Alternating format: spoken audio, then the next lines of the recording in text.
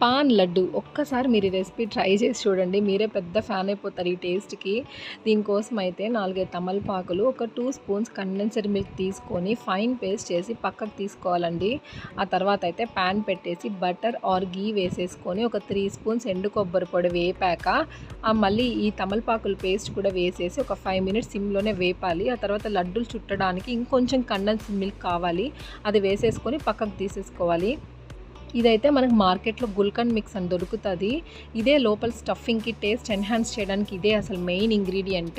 ఇది tutti frutti తీసుకోవాలి లోపల స్టఫింగ్ కోసము. ఆ తర్వాత హ్యాండ్స్‌కి ఇంకా ఘీ రాసేసుకొని లడ్డూలు ఎలాగైతే చుడతామో అలా చుట్టేసి లోపల స్టఫింగ్ అయితే మెయిన్ పెట్టేసి ఇంకా ఈ కొబ్బరి పొడితో గార్నిష్ చేసుకోవడమే. చాలా బాగుంది. భగత్ అయితే ఎంత బాగా చుట్టాడో. అసలు పెళ్ళికెళ్తే మనం కిళ్ళి తింటాం కానీ ఈ టైప్ స్వీట్ అయితే నేను ఫస్ట్ టైం తినడము. మీరు కూడా ట్రై చేసి నాకు కామెంట్స్‌లో చెప్పండి ఎలా ఉందో అని.